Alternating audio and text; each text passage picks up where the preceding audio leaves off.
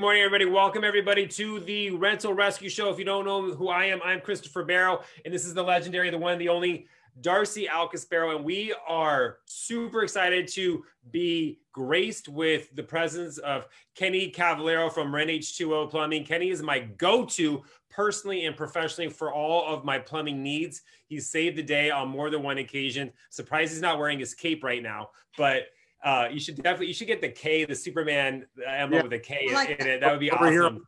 That'd be phenomenal. But he's here to answer top mistakes that landlords make when it comes to plumbing issues at their properties. So this is episode 5 of the Rental Rescue Show Summer Series, Landlord 101, Back to Basics. And this was a very popular topic. A lot of landlords, a lot of you savvy landlords out there want to hear about these top plumbing mistakes that we see landlords nationwide make. The top mistakes you're making and how to prevent them. So we're so excited to introduce Ken today. And honestly, when we go through our property management portfolio, for those of you who don't know us, we do have property management, a brick and mortar company here in Marin County, Foundation Homes Property Management. And in our team, when we're going through our list of vendors, like having a phenomenal plumber is top on our list because it probably is the #1 service call we get for our homes. Would you agree? Yeah, I think so. Absolutely. And funny story is that Rick, who owns Marin H20, is somebody who I met early on, and before we even got into property management. I met him at a B&I meeting years ago, and we just kind of developed a relationship, and he became my go-to guy for all of my personal plumbing stuff. And then eventually when we started property management, Marin H20 just stepped it up. And I found out down the road that like, they work on all my neighbors' properties, like Matt and Agnes, they work on their properties and other people. So everybody knows your name. You guys are famous. Marin famous. Marin famous. Ooh. Something to be said. Yeah. So should we just jump right into it? Yeah, let's jump right into it.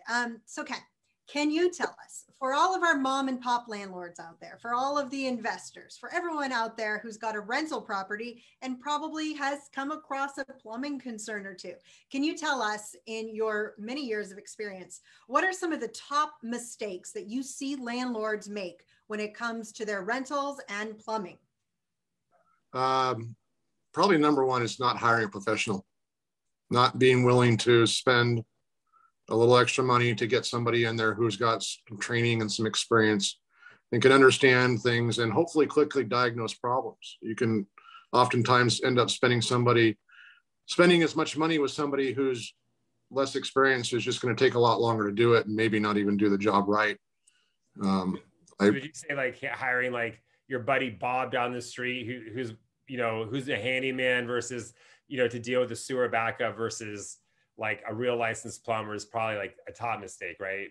Yeah, I get a lot of guys who think that because they changed a faucet once that they're a plumber, and that qualifies them to diagnose things. Hey, that's who I am. Yeah, you should see what this guy does. I know my way around a faucet and a P-trap. I can do that all day long, but no, I would never. And actually, I snaked a drain or two in my day, but I definitely see the value in a plumber, and we've actually seen that too. We've brought in Marin H20 and Ken in particular to fix problems that were brought on by unlicensed professionals who thought they knew plumbing, and what happened actually is that the mistake that could have been fixed for maybe a few $100 or $1,000 actually exploded, no pun intended, all over the place because they didn't do the right job. And it made it worse, right? I think we actually have a personal story about that, right? When our personal dishwasher broke, and Christopher here thought, I'm going to try to fix it. So he tried to fix it, pulled the whole thing out, dealt with the drain things. And then what happened, Christopher? I fixed it. I fixed it by buying a new dishwasher. So problem solved. Yeah. So what could have been a quick fix had we just called a professional plumber to begin with, actually ended up in us having to replace our entire dishwasher because the process got a little mucked up. Oh, wow. Look at you. I want to try away from getting your plumber's license, Darcy. Well, it'd be a start. I'd like to try something here. Let's see if you guys can see this. Tell me if you can see that screen. I can see that screen. Ooh, that's a P-trap. Well, that's for the garbage disposal from the dishwasher, right? Yes, that is. And I'll tell you the story about exactly that. This one was actually a customer of yours who elected to not have you guys manage their maintenance work. And we got a call because the tenant that had just moved in after this property was put out for rent couldn't understand why every time they used the garbage disposal, the water would throw out on the sink from the opposite basin. And that was because the handyman that installed that garbage disposal used all the wrong fittings and ultimately directed all the wastewater from that garbage disposal vertically out of the adjacent basin. I actually was just at a property, not from a prospective client from last week, and I was looking at their dishwasher, and I could see below where where it hit the floor, it had hardwood floors. The floors were all buckled, and the first thing I did is I looked at, based on my own personal experience, I looked at the air gap, because I know that when our air gap gets clogged up, water can shoot out into our sink and it can go all over the place. Sometimes it gets on the floor, but what I noticed was that there was no air gap. They had a soap dispenser where the air gap should have been. And I was like, did you know that you're supposed to have an air gap here? They said they didn't. They had the appliance guy actually installed the dishwasher, didn't install it with the air gap, although they totally could have. And I said, I can't say this for sure because I'm not a licensed professional, but I would venture to suggest that maybe your dishwasher is kicking out water all over the place and down below, and it's causing drainage issue, and that's why your floor is buckling. So when you go ahead and replace this bad boy, make sure you put an air gap. Yes. Now, I would point out though, because I know we may have people from other than California, air gaps are not required in a lot of other places. Oh, that's interesting. People out there may not know what you're talking about, but it is a California requirement. You're correct. Is it an option if someone is having problems with water shooting places? Is it an option? Absolutely. All dishwashers will function with them. Absolutely. So just to give the layman out there an idea, a kind of a mental picture of what an air gap looks like, it's that little round thing that kind of looks like R2D2 that sits on top of your sink, and it's got slits in it, and that's where the water actually a pipe or a flexi pipe will flow up to that from the dishwasher. And if there's a clog, the water will shoot out of that, hopefully into your sink versus other places under your sink, right? Yes. Hopefully into the sink. That's the hope. So here's the takeaway from point number one. We know that calling a licensed, insured, and trained plumber is more expensive than calling your handyman down the street. But I hope what you're taking away from this point is that you don't want to be, what's the expression, jumping over dollars to pick up a nickel. To pick up nickel, right? Yes. It's worth it for you as a landlord to kind of know the difference between, okay, I'm getting this complaint from my tenant. Is this something where it's the smart move to send a handyman out? Or is this something that's going to trigger, wait a minute, it's time for me to call in a pro. It's going to be more expensive on the front end. It's going to save me money on the back end, right? So a lot of what we talk about at the landlord code is treating your property like a business. And this is one of those times when you want to put your business hat on and try to make that decision, even when you're in the heat of the moment, the tenant's calling you, the thing is flooding, and your instinct maybe to just call the first guy in your phone. You want to stop and kind of think about that and think back to some of these stories and what's really going to save you the most money. And that guy might be reliable. And I just want to make sure everybody's seeing this, that it's oftentimes cheaper to spend a little bit more money on the licensed professional specific to your problem than calling a jack of all trades or a Jane of all trades to come in and try to fix the problem. They might be very reliable and pick up the phone and maybe sitting by the phone waiting for you to call so they can help you out, but they might not be the right person. So generally speaking, if you can get someone in there, maybe it costs you $200 to fix this problem. It'll be fixed on the first try versus bringing in that person to come back 3 or 4 times and ultimately spend 3 or 4 times as much money. All right, let's jump to the next one. Let's go to the All right, what's your second tip for us, Ken? What is one of the other things you see landlords do where they're trying to save money, but it ends up costing them more money? Fixture replacement or installation of fixtures. I see a lot of people go out and try and buy their own fixtures to save money, and that's fine. But buying a fixture from a big box store is not generally the best route because the quality level is not there. And you made the point just now about treating your property like a business, and it is like a business. And if some component of that business isn't working, well, then the business isn't working. And if you go out and buy a cheap faucet and put it in today and it's all shiny and pretty and it looks great, but it's just not going to hold up to the day in and day out wear and tear use that often rental properties see much more than your own. You know, you and I and everyone else, we own our own homes. We take care of our own homes. Let's just be honest. Tenants aren't always as easy on the home as you and I are going to be on our own homes. So you want to put in our 2-year-old lives in our home pretty hard. Well, there you go. Exactly. Or my dog or something. But those fixtures that get used every day, if you spend the money on a better quality fixture, you truly get what you pay for in the plumbing world these days. And all the manufacturers, in order to satisfy the big box store demand, have split their product lines, and they're manufacturing a lesser quality product for a lesser price to supply to that consumer and that price point demand. And the problem with that is a cheap faucet's great until you got to replace it twice. Now you've paid labor. You're going to pay the same amount of labor, whether it's a cheap faucet or it's a good faucet, to install that faucet. And if you have to replace it twice, all of a sudden that cheap faucet's not looking so good. And this is the same can be held true for water heat. Water heat is another great example, actually. State water heaters are manufactured over in the Carolinas, and they have a split production, AM and PM production team. One team produces for professional installers, one team produces for Home Depots. Oh, wow. Wow, that's interesting. They have a professional team for you guys, and then like for the mom and DIY landlords are like, well, we'll do this other one here.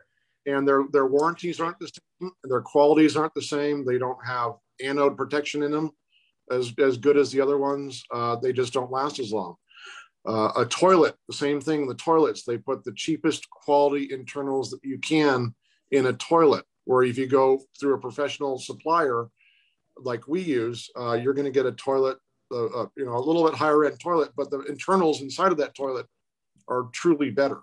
And the takeaway from this is to spend the money up front, and you're not going to end up spending more money later, because you're going to put in a good quality fixture to begin with. And take your plumbers, ask your plumber, take his advice, see what they recommend. You're going to find a lot of common names will pop up. There's brands out there that are truly favorites among plumbers, and they're good quality brands. And like I said, you got to be careful, because some of these manufacturers do split manufacturing and production, and just because it has that name on it doesn't necessarily mean it's the top tier quality part that they could produce. I love how you peel back the curtain on that a little bit. For DIY landlords who are out there, if you're asking yourself the question, hey, I just went to Home Depot or Lowe's or Costco and I bought this water heater 6 years ago and it's already failing, the reason might be what you just explained to us, which was it's not as good of a product as maybe the one that my licensed technician would have procured for me to install in the first place. I can tell you that the water heater that we have right now, we've had it for almost 9 years or 8 years right now, and it's still going really strong.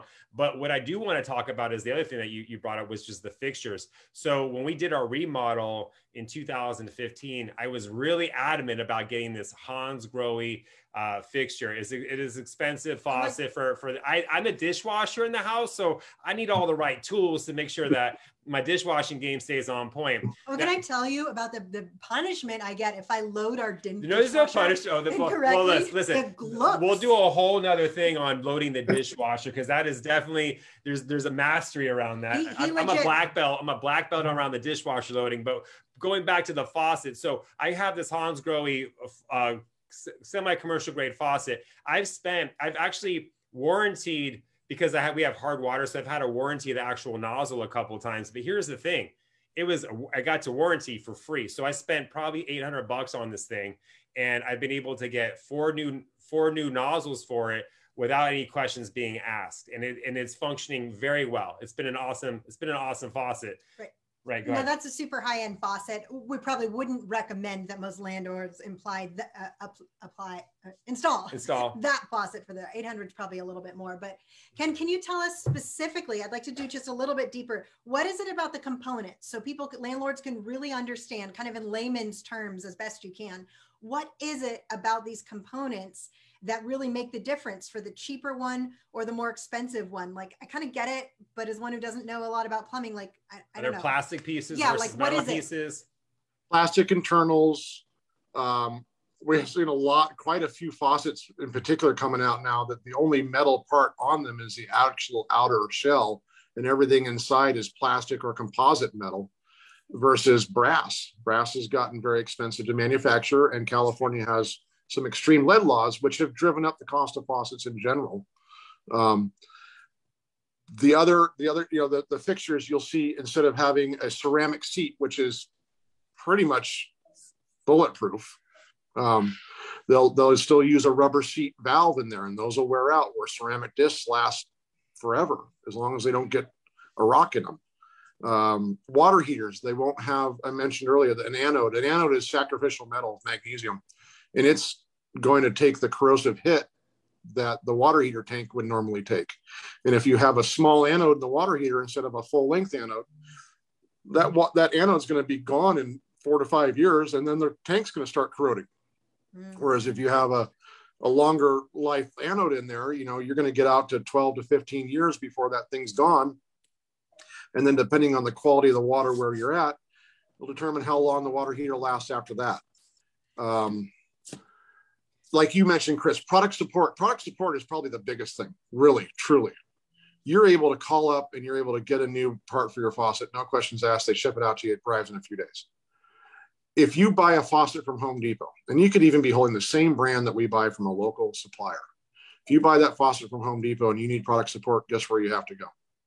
Home Depot. Home Depot. You have to deal with everybody go to Home Depot and not know where they are after 15 minutes. So think about that for a while, wandering around one of the big boxers, trying to find somebody to help you to deal with a warranty, because that's where you have to go. Where if you buy a little more expensive professional series installed part, that warranty is oftentimes handled through the local supplier. And most of the time I can walk in and literally just toss it on the counter and get whatever I need out of it and be on my way, and have that local support and having an agent locally that can help you with the warranties goes a long ways, makes it a lot easier. Okay. So I want to make sure our viewers are understanding this. So one of the areas we get a lot of pushback in our property management portfolio is our clients don't understand. They say, our things are so expensive when we get them through your management company, right? I could have done this on my own. And we do have to spend a lot of time educating our clients. Okay, we have to use licensed and insured vendors. And Mr. Landlord, this actually protects you. I mean, aside from the things we talked about in point 1 today, there's slip and fall accidents, there's workers' comp liability, right? But also when it comes down to getting the quality of the fixture that we're putting in, our guys, our vetted teams are going to be giving you these slightly more expensive fixtures than, yes, you could go get at Home Depot yourself, but it's going to come with this kind of like hookup support. Like you guys at Marin H20 is one of our preferred vendors. When we have a problem, our property managers are just calling you guys and you're fixing it for our clients. You're able to go do that exchange or do that warranty, versus if you're a mom and pop landlord, you've elected to DIY manage, you've maybe called your handyman, you've gone the Home Depot route. Well, like Ken just said, like what happens when you have a problem? And given like the supply issues that basically the whole nation and the whole world is facing right now, and the general vendor labor issues, like think about that for a moment. What is going to be most important to you when it comes to like the ongoing maintenance and when it comes to problem solving, and when push comes to shove and you have a real problem at your property? And two things around that too is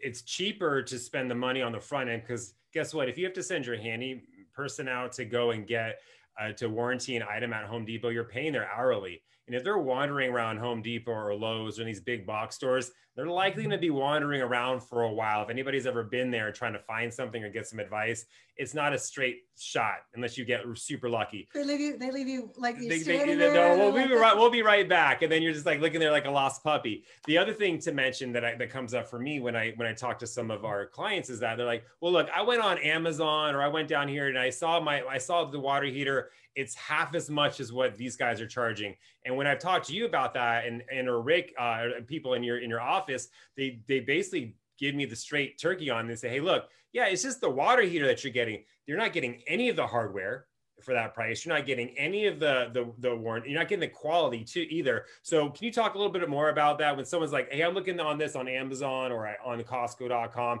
and this water heater is $900 and the one you're charging for is $1,500. Like, what's the difference between that. And let me piggyback on that question for all of our landlords watching out there. Can you give them any advice if they do want to go to the Home Depot route or the big box store and they're trying to, what questions can they ask the help people to try to help them buy the right appliance versus buying these cheap ones that are just going to cause problems? I'll address Chris's question first. So we already kind of talked about the quality and manufacturing, and then your support that goes along with that. And if you don't have that, it's just going to take you down. And the best thing I can do is just give you the worst case example. Sealed burner water heaters, often the thermocouple goes out. And that requires a special kit to repair it properly so that you don't risk flooding the unit with carbon monoxide. If guys don't know what they're doing, they can go in and replace the thermocouple on their own. And then when they put it all back, it will no longer be airtight. So now it's at risk of explosion, depending on where it's installed, because plumbing codes changed and they allowed us to install sealed water heaters in places where they weren't allowed to be installed before. If somebody goes in and breaks that seal or tampers with it and doesn't put it back together properly, they can create a huge safety issue. Oh, wow. Now, picture this, that water heater that you bought at Home Depot or Lowe's or wherever you went to, Costco. I'm not going to pick on anybody. You walk back in there and the pilot assembly's gone out. You need to order this new pilot assembly kit. They're not going to have it on the shelf because they're a high volume retailer. They have stuff that's going to move in and out that door quickly. They're not going to stock all these little trinket parts. So now you got to wait a day or two if you're lucky, maybe more. And your tenant is without hot water. That doesn't fly. You'll end up putting them up in a hotel. Think about the costs for that. I don't know what the going rates are for hotel rooms right now, but I imagine they're a couple, 3 days in a hotel wouldn't be too, it would be pretty expensive. And you guys see how important it is from a safety perspective, from just an efficiency perspective, making sure that you're saving money on potential long-term problems with the property or having to pay for loss of use for your tenants. Like hiring a professional, especially when it comes to plumbing, is very, very important. You do not want to take shortcuts around this. And you mentioned something really, really poignant there, Ken. Carbon monoxide leaks are no joke. I mean, you can really cause some serious damage. Life-threatening issues can come with carbon monoxide leaks. And also, using a licensed technician to fix a plumbing job, they're going to know things about codes, and they're going to give you the right advice. They're going to tell you, hey, look, we can't install it here. This is a better place to install it. And this is what I'm going to do, versus someone who's going to be like, well, I could probably make that work. And that might be a place where a fire could easily be started and cause major, major, major damage. So just think about that when you're going down the path of hiring somebody. The professional person is going to give you the right advice. They have the experience. They know the codes. They know all that. So that's a good segue into the last one. What's the number? And we talked about this a little bit, but this is sort of like my favorite part of the plumbing game. So why don't we talk about the sewer line? The sewer line, drain and waste lines. That's where everyone's favorite topic. Everyone's favorite topic. The number one call we get is like sewer backups, right? Yeah, like actual free-flowing sewage water into the property. Yeah. That's our number one emergency call we get. And for all you DIY landlords out there, I want you, if you don't have your emergency plan in place, I want you, as we're talking about this, to picture this free-flowing sewage through your raw sewage in your rental. Yeah. It's fun. So with drain and waste lines, they are truly probably a number one call in a rental situation. Again, we can go back to, I wouldn't call it abuse, but people will treat things differently when they don't own it. And if you're putting stuff down the pipes that doesn't necessarily belong, it can cause a catastrophic backup. I have seen wastewater geysers coming out of bathrooms that cause tens of thousands, $30,000, $40,000 damages, not out of the realm when you consider you're having to clean out black water and deal with potential mold and everything else. So what I see happen, and my point to all this is that they'll have a minor backup or something like that. They'll call out somebody. They might run a snake down there and they cable it down. The line drains out. Everybody's happy. They can use the toilet again. Everyone goes home and it's problem solved. But it's not, because a line shouldn't ever back up. And if a line backs up, that's indicative of a problem, whether it be a problem with the pipe or sometimes a problem with the user.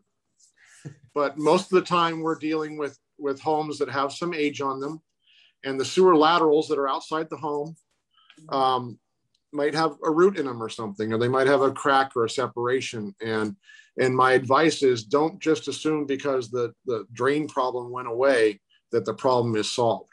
There are potentially bigger underlying problems brewing.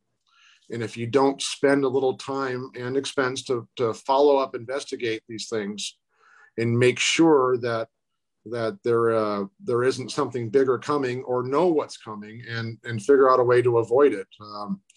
We do a lot of follow-up investigation with our camera work after a backup, and I might go a couple days later. I just went out this morning, first thing before this meeting, got up on a roof because a rental property for another management company we work for had a backup over the weekend. They wanted to know why.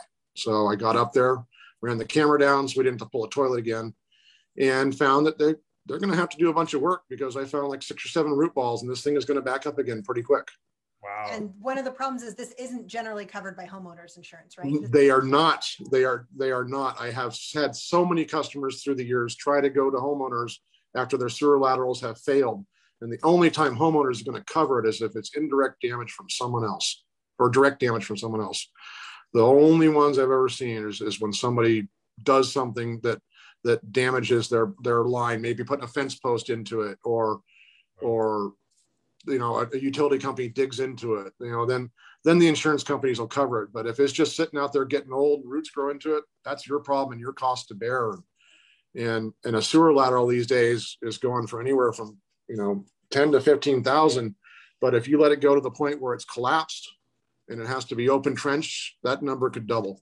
Wow. And now these are California prices, right? So if you're watching us from another state, go ahead and knock some money off that, unless you're in a state like New York. These are California. And I might point out in a lot of other areas, not some, but a lot of areas, the local agencies, whether it be the town or the sewerage agency, actually do maintain some portion of the sewer lateral. And it's good to know what that actual status is wherever you're at. I can tell you, for anybody watching from the Marin area, that everywhere in Marin, you own the entire sewer lateral all the way out. It's the homeowner or property owner's responsibility. But there are other areas, Napa is one that's nearby us here, where the local agency maintains half of the lateral. So the homeowner is only responsible for the part on their property. So knowing that is good, because when there is a problem, you know who to call. Yeah. So we encounter this a lot in our management portfolio, right? Like you said, the toilet backs up. We pay the emergency cost, our owners pay the emergency cost, right? And then we'll get the recommendation from you guys that you're saying, okay, we recommend a follow-up scope is done and it's going to cost X amount of dollars. It's not cheap, right? And some of our clients will say, yes, do it. And some of them say, no, I'm not doing it until there's a reason to, right? So I think we're going to go ahead and send them all this video from now on when they're declining, so they can kind of understand it. But for you mom and pop and independent landlords watching us out there, or we actually have a lot of other individual property managers watching us, it's something to think about, right? Make sure your clients are educated. Make sure as the landlords, you're educated on what you are turning down when you fail to take that additional step to do that scope. Because I hope what you're taking away from what Ken's telling us here today is that the costs are significant. If you fail to take action, right? You've essentially been alerted to this problem in your business. You are deciding to save a few $100s by opting out of this scope, but the potential penalty is thousands of dollars. So I got a story about that. So years ago, we took on this building for a very short period of time, but it had not been well managed for 40 years. And when we were touring the building initially, the property manager was saying, the on-site property manager is like, well, look, this sewer line backs up once or twice a year. No problem.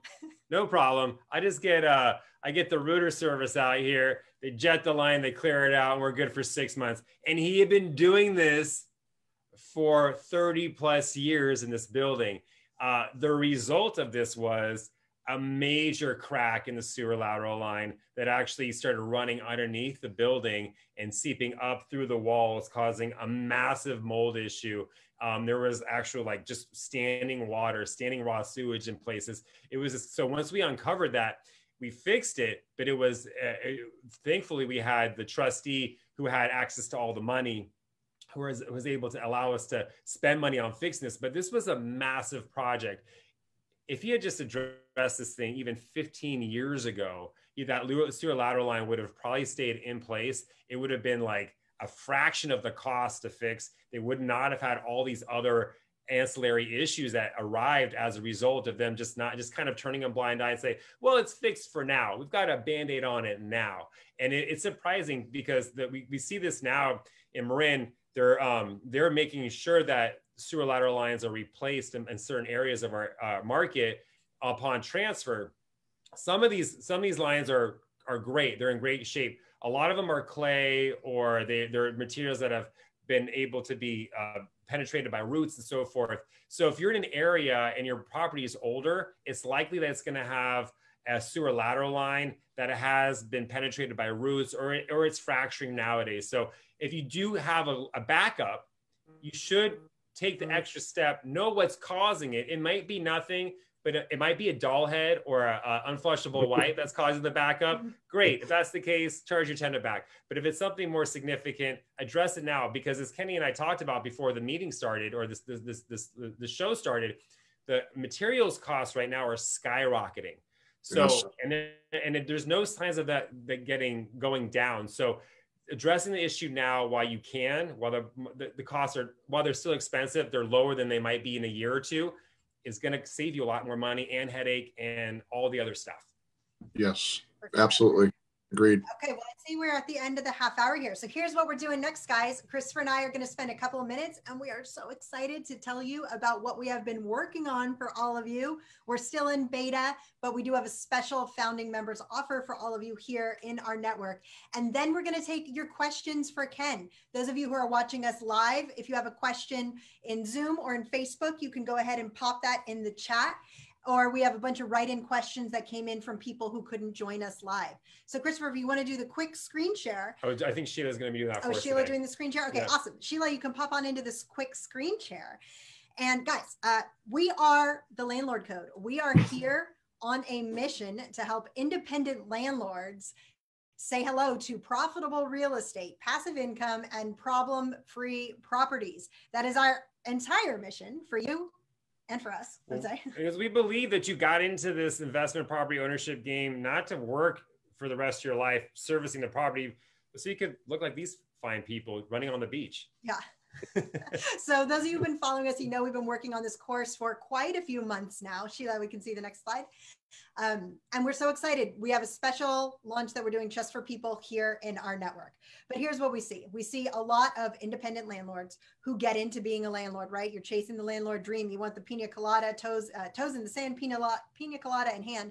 But what we find is a lot of DIY landlords underestimate what it's going to take to be a landlord. Yeah, they don't realize how complicated things can actually get, especially when a problem arises. Like a sewer backup. Like a sewer backup. They think black sewage mold. And they think that the job is done once they buy the investment property, but that's really when the job actually starts. Yeah, and a lot of landlords we found contacting us over the years who are left wondering, did I even make the right decision buying this rental? Or you may be someone who's thinking about becoming a landlord and you're watching all this and you're thinking, is it worth it? Like, this is a little scary. Sheila, next slide. So here you are. You're dealing with some sewer backup mold problem. You're missing out on time with your people. You set out on this mission to be a landlord for financial freedom. And that's what all the gurus promised you, right? Yeah, they said, look, just buy your investment property and then you can retire. And right. The reality is that, you know, you see this on, you know, Rich Dad Poor Dad. We love Robert Kiyosaki. You've bought all of his books, but you watch HGTV, they can turn a property over in 30 minutes. And you feel like I can do that too. And they're just telling you part of it. The reality is that there's other 75%, which comes to actually managing the property for success and running your investment property like a business. Right. So you're here because you have a vision, whether you're sitting on the sidelines, getting ready to get started, whether you've inherited a property or whether you already have 1 to 2 rentals, you've done something right. If you own this property already, congrats to you, because you're already 90% of the way ahead of people who haven't even gotten started. But you're here with a vision, the vision of passive income, of a long-term retirement plan. But instead of being able to revel in this big plan that you have, you actually spend a lot of your time wondering if you're doing it right, second guessing yourself, right? Googling to try to find the right answers, feeling annoyed at your tenants, wasting money because you didn't maybe realize some of this plumbing stuff until today, or worst of all, not getting started at all. Playing Monday morning quarterback can kill you. But what if we told you that building a real estate portfolio doesn't have to be confusing or stressful? What if it could be problem-free and profitable? Mm-hmm. All right. So imagine for a moment, if you will, what your life could be like if you felt so confident during the purchasing process that you would stop worrying about, are you buying the right rental? Are you buying the wrong rental? Yeah, and you can sleep soundly at night knowing that you have got well-vetted tenants, people are paying their rent on time, and they're taking care of your investment property. And you don't have to stress about what happens if your tenants cause damage. You have a game plan. And what if you knew exactly how to price your property the right way every time so you could avoid that #1 secret ROI killer, vacancy? And you have a solid maintenance plan, an emergency plan, so you can go on vacation or spend time with your loved ones without having to worry about what happens if the worst case scenario occurs. Right. So imagine if you could live that landlord life that we are all here for, the toes in the sand, pina colada in hand, not worrying about your phone ringing because you have a plan to be a landlord for this property.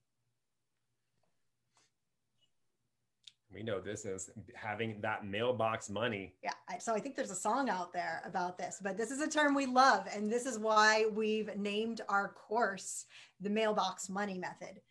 So how would it feel if you had all that, if you had those answers, if you had a pro by your side, if you didn't have to try to figure this stuff out and be Googling and be stressing that you were doing it wrong or putting yourself up for like risk of a lawsuit?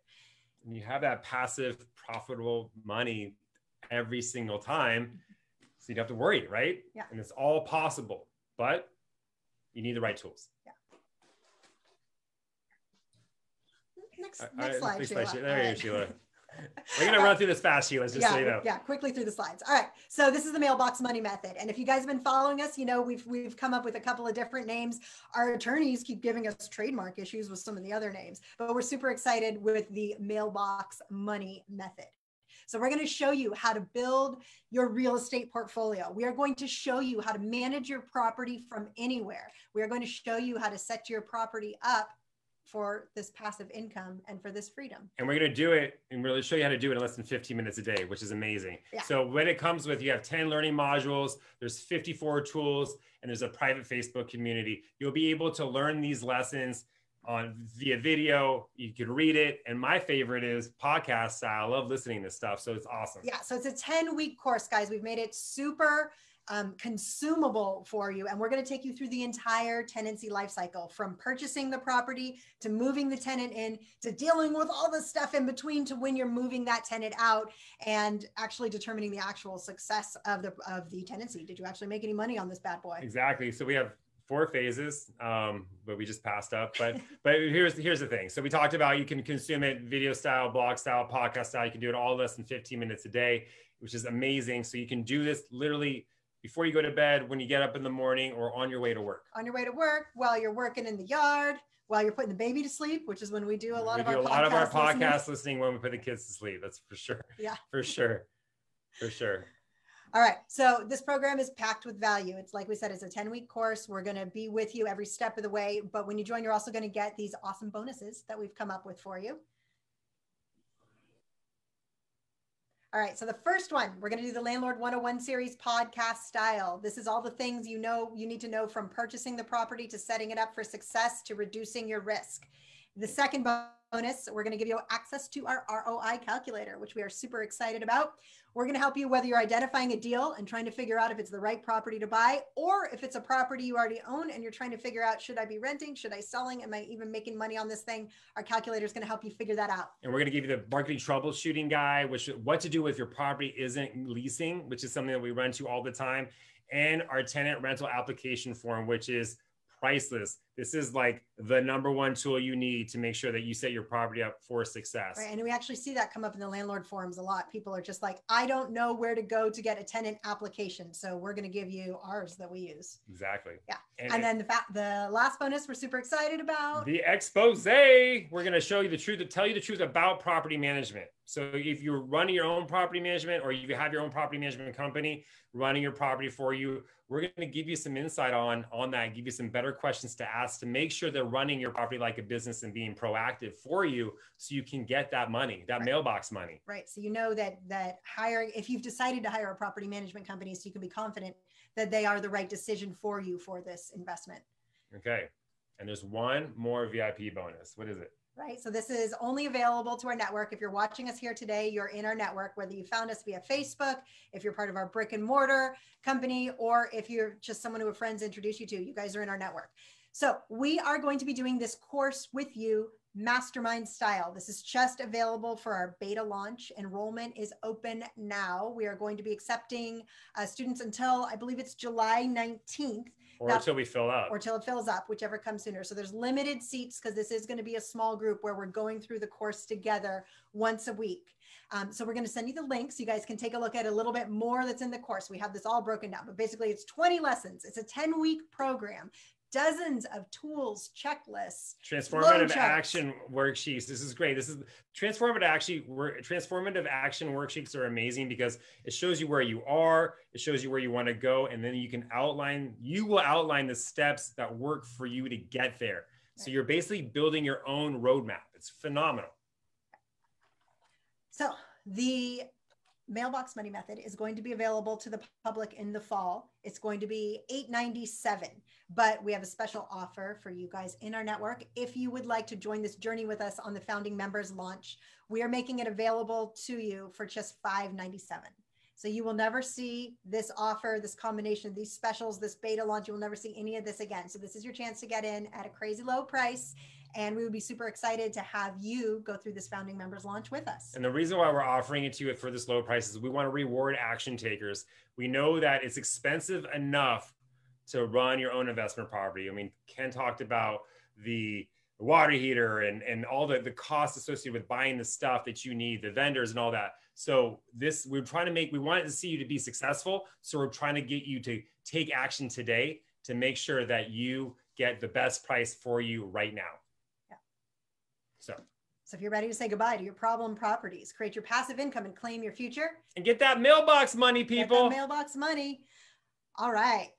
So we have the URL for you guys. Sheila, you can drop that for those following us live in the chat. Okay. And then we have the URL for anyone watching us afterward who doesn't see the chat. It is mailboxmethodinvestor.com. Next slide, please, Sheila. Almost. There we go. There you go. Mailboxmoneyinvestor.com. Look at those fine people just hanging out on the beach. Like, can I go where those people are? There. All right. So go ahead and close out the screen share. Thanks, Sheila. Thank you, Sheila. All right. And we're back to Kenny's face. Love it. Hey. All right. So for those of you who have a question, if you have one with us live, you can go ahead and throw that in the chat. Question for Ken, question for us about general property management, or question about the course. We can take a couple more minutes of questions. And then Sheila, I think we had a couple of write-in questions that came in earlier as well. I actually have a personal question. Let's hear it. Because something that's near and dear to my heart, but the toilet, do you have a preferred toilet brand that you like to use and why? I bounce back and forth between the Kohler and the Toto, and they've put the most invested time into redesigning this ages-old device that we all know dearly to actually work efficiently with the lower and lower flush requirements that are being imposed. And here in California, we're down to less than a gallon average, I think, is what the requirement is now with a dual flush. And those toilets, when they first came out, a lot of companies just tried to alter things and they didn't work real well. And Kohler and Toto both put a lot of time and effort into re-engineering the toilet, basically. Re-engineering it, still looks the same, but it flushes a whole lot better with a whole lot less water. And in 20 years, we've gone from 3.5 gallons down to 2 gallons, down to 1.6, down to 1.23 is the current California requirement. And they had to they had to redesign those toilets to make sure they would still flush and clear a bowl full of solids efficiently. And personally, I use the Kohler mostly. The price point's a little better. It's still a high quality product built here in the United States. We buy Kohler and Toto in our house. Yeah. I'm very happy with our toilets. Yeah. Well, I think a lot of the West Coast is under drought protocol at the moment. So, and especially for any landlords who might be paying the water bill. Side note, if you're a single family homeowner, we do not recommend you pay the water bill. We do recommend you pass that on to the tenant. But for anyone paying the water bill, it's good to know the low flushes. That certainly helps you save a little bit of money. And I will just mention this because I actually was in a rental last week, and it's one of our management properties. And when I walked in through the entire property, and they had a new toilet in the main bedroom, but the common bathroom, which probably gets the most use, they had an old dated one. And I noticed it right away. It was slow to flush. And the first thing I told the landlord was, hey, look, I really recommend you investing the money in replacing this because number one, it's not efficient for water in this West Coast thing, but also this will become a problem for you after the tenants move in, because we all know that tenants put different pressures on the systems than they might be used, that toilet might have been used to before, and it will ultimately fail. So if you're a DIY landlord out there and you have a property with an older toilet in there and it's just sort of like getting kind of funky, no pun intended, you should really consider replacing that toilet with something that's up to date. And like Ken said, a Kohler or Toto will last you a long time. Yep. All right. So we have one write-in question for you, Ken. This says, how can I clear slow draining tub and overflowing toilet and clear roof vent? Call a plumber. Call a plumber, because there's just taking the question for how it's written. There's probably a couple things going on there, not just one issue. A slow tub drain most often is localized right to the what we call the waste and overflow, the drain piece right outside the tub. Hair gets caught. Exactly, Darcy. Hair. We pull out giant all the time. Yeah, we got a rule in our house. And that's real common. But a toilet, and I would have to talk directly to them to really be able to tell. If you flush a toilet and something comes up in the bathtub, that's indicative of a mainline issue. If your bathtub won't drain and your toilet flushes slowly, but everything collectively still kind of works, there's probably a couple issues going on. And that's where having a bit of knowledge and skill in diagnosing things can pick that apart instead of chasing a tail and trying to figure out, well, the bathtub's not draining, so we got to keep working on the bathtub, when in reality, it's the lateral right outside the house, and it's just holding water back so that tub won't drain real fast. And the tub and the dishwasher are the two things that put the highest volume of water into the line at once. And those are the two that usually cause a problem to flare that already exists. So when that high volume of water hits, it causes a backup or causes a slow drain. Got it. So if a DIY landlord is insistent on doing it themselves, would you say that they could call a reputable plumber they have a relationship with and ask for a consult to try to maybe get the root of the matter, rather than, right? Look at you. See what I did there? Look at you. Yeah. Rather than, find out, like you said, where they might say, okay, this could just be a surface problem or a shallow problem versus, I really don't think you should try to do this yourself type of approach. Yes, absolutely. To that too. When it comes to like sewer lateral lines, we didn't talk about this, but how important is having a clean out in your front yard for your sewer lateral line to a property? Is it like super important, or is this something someone can like work with without? Like what are the pros and cons of having that? Well, having had the experience of walking through a home that had a catastrophic backflow due to a mainline stoppage, where they ended up taking out the bottom 2 feet of sheetrock throughout the entire home because the entire neighborhood's sewage was pumping out of the toilet. Oh. I would say that a clean out in front of the house with an overflow device is absolutely essential. What it does two things. And that example I just gave is a rare one. It has happened. I've seen it twice in my career. Usually it's caused by someone else, so it becomes an insurance claim matter. But the existence of this clean out front of the home in the first place could have avoided all that. It's great that someone else is going to pay for it, but think of all the headache that goes along with it anyway. Yeah. If you could have avoided it by having a clean out there with an overflow, we call them backflow prevention devices. They come in a number of different forms, but what it does, it lets the wastewater overflow outside the home on the ground, where it's much, much easier to clean up than on the pretty oak hardwood floor. And so for you DIY landlords out there and people who might not know what this looks like, oftentimes they look like a little silver mushroom coming outside of the house. So this is like a little silver mushroom piece that's popping out of the ground. And that's what a clean out looks like. One of the first things that I did at my house when I first bought it 10 years ago was install this mushroom in the front yard, because we didn't have one. And we did that with, Ken did that. I did that. So you don't have it, you need to fix the sewer lateral line. Let's put this thing in. And I'm so glad we've never had an issue. So that's awesome. And then, you know, furthermore, if something happens with your own lateral and there's a backup, it'll overflow outside. It won't take the house out of commission completely. It won't make the house completely inhabitable because the wastewater overflowed outside and we don't have a contamination issue to deal with. We don't have potential mold issues to deal with, or all the other things that could come along with it, aside from just the inconvenience factor alone. I wholeheartedly recommend them. They are part of current plumbing code in most places, but most homes don't have them unless they were built within the last 5 to 10 years. And they're not that expensive to install in general. They're relative in terms of major plumbing costs. They're on the low end. So let's take one more question. This is one that I near and dear to my heart, because we actually have language in our property management agreement that correlates to this question. It says, how can I prove an overflowing toilet is the tenant's fault so I can charge the repair back to them? So what do you do when you go see, when we call you out, Ken, their toilet isn't flushing? What's the first thing you look for? Well, the first thing I look for is to stop the problem right then and there. We want the overflow to stop. That's number one. And for all you out there, if somebody calls you and says, "Oh my gosh, there's water overflowing everywhere," the first thing I tell everyone: stop using water. Turn the water off.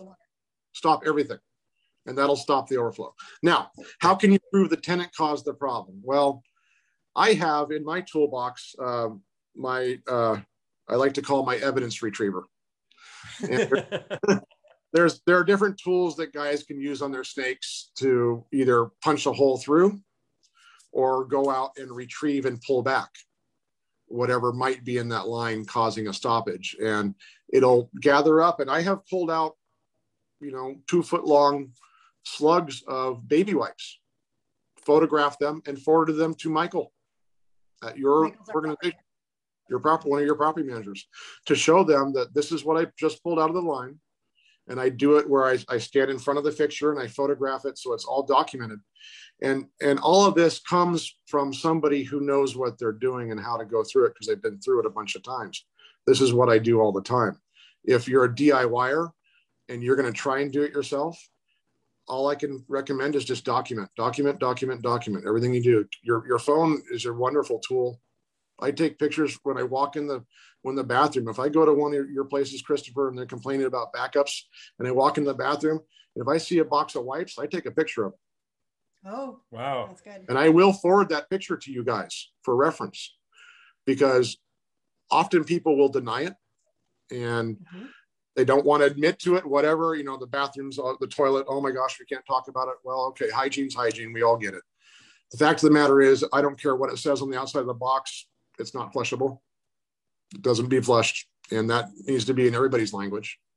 And that's a great delineation between like hiring a licensed professional plumber who's looking for things like that versus hiring a handyman or someone that you might have just called out of the yellow pages or Googled them, because like Ken said, he's looking for these issues in an occupied property because he knows that they're common and they exist. And when they do exist, our management agreement actually allows us to charge back these charges to the tenant, because it's actually written in our contract that you can't flush stuff down the toilet. I actually had a property one time we weren't managing it, but the tenant's children were experimenting, kind of a cause and effect. I think they were 3 or 4 years old. They had flushed doll heads, toys, cars, everything. And what happened is it clogged up the entire plumbing. And this is a multi-level unit. And the water started seeping out of the walls all over the unit. So they caused massive, and then the ceiling. So it caused massive issues. Yes, that was easy to diagnose. Not everybody has their Paw Patrol. These people are older. They didn't have their own Paw Patrol collection. So when they retrieved that out of the pipes, they could definitely call the tenant on it, but just something to recognize. And one thing I want to point out here is, so Ken is saying that he does this as a service because he works with us and does a lot of bulk business with us as a property management company. So we have a pre-established relationship, and he knows when he's getting called out to one of our properties that he is specifically watching for this sort of thing. So for you DIY landlords out there, or for our lease only clients who elect to manage on your own, you cannot assume that the plumber that you call is going to be doing the same thing for you, because that's not their normal protocol. They've been called to fix the toilet, not to like document evidence for you. So if you're a DIYer, in our course, one of the things we're prompting landlords to do is to set up your vendor list in advance. So you know exactly who you're going to call when you have a problem, and you've already set up this relationship. And when you're calling that plumber, you want to say, hey, just a reminder, I'm a landlord. These are my tenants. Please don't discuss anything specifically with my tenants. Everything needs to be discussed with me. And as a DIY landlord, you're going to need to remind your vendors of that every single time. So please don't take from this the assumption that your plumbers are automatically going to do this, because they're not, and it's not their job. But that is one of the benefits of working with a property management company like us, because we've got all these relationships set up already. But with a little bit of work, you as a DIY landlord can establish the same thing. And then also to that note, you do want to make sure your plumber isn't speaking with your tenant about the damages, because what will happen is plumbers who aren't used to working, or any vendor for that matter, who are not used to working with a property management company, will say things casually to tenants that tenants are then going to turn around and use against you to try to get out of these charges, and they will do everything to get out. And they'll play telephone. They only hear what they want to hear. They'll take away from whatever they said to benefit their own point of view. Last question, we're going to let Ken go and end this thing. There is the question: do I have a small leak underneath my sink, or in my rental, or behind my toilet? Do I have to fix it? I'm just going to go ahead and field this one. You absolutely need to fix it. Do not let it go, because a small leak will turn into a major mold or mildew issue, which can cause massive damage. We had this early on in our career where the small leak could have been fixed with literally a 33-cent washer that had deteriorated. The tenants didn't notify it, or the owner didn't take care of it. And guess what happened? $20,000 later, they had a whole new kitchen. So definitely fix it. Yeah. All right, Ken, if anyone locally is looking to get in touch with Marin H20, the website is just marinh20.com, correct? Correct. Marin H20, use the letter O.com. You know, I think that's why I went wrong in the email this morning. I think I used number 0. Yeah, so use the letter O. We're based in Fel. We're based in Santa Fe, and myself and the business owner both live in Novato, so we're all locally here. And I'm here for you. If you want to call the office, if you need a consultation or whatever, you can reach our office at 415-479-8411, and I can come out and have a look. I do all the major estimating, investigating type work, follow-up work for backups like we talking about.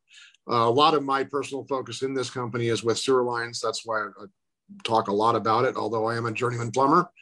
I address all the issues within the company. And the last thing that I would just add is just know, if you're going to hire a plumber or hire a contractor or hire anybody, know who they are. Check in with them. Find out if they've got any references. Talk to other people that they might have worked with. Listen to what they say. There you go. Listen to what they're saying to you, and try to figure out whether they're just shining you on or not. And if you have confidence in them, go with them. And if you don't, find someone else, because if you can't trust them at the outset, you can't trust what they're saying later on when you're not there and you need them to solve the problem for you, so you can relax on that beach. I want the address for that beach, by the way. There you go. That's real solid advice there, Ken. Is it safe to say that you know your shit about sewer lateral lines? I've been trying to drop that all day. Okay. I promise. I think I do. Yes. And you know, for those of us in our property management portfolio, if you're working with us, if you're one of our PM clients, know that Ken is the man behind the curtain, and we've got you covered when it comes to any of these issues. For those of you joining us as the Landlord Code, We sent you the link. We hope you will consider joining us on our beta launch, founding members launch journey starting soon. Next week, we have episode 6 of the Rental Rescue Show, Summer Series Landlord 101, Back to Basics. We are so excited. We will be here with a guest expert from petscreening.com. We are going over assistive animals, emotional support animals, how landlords get sued by tenants trying to trick you up on the fake support animal. We're covering all this stuff. We are so excited. It's going to be a hot seller next week. So we hope to see you here. Same bad time, same bad channel. In the meantime, stay safe, stay healthy. Take care, everybody. Bye, everyone. Thanks. And thank you, Ken. Thank you, We're Ken. very grateful. Thank you very much. Thanks very much. Bye-bye.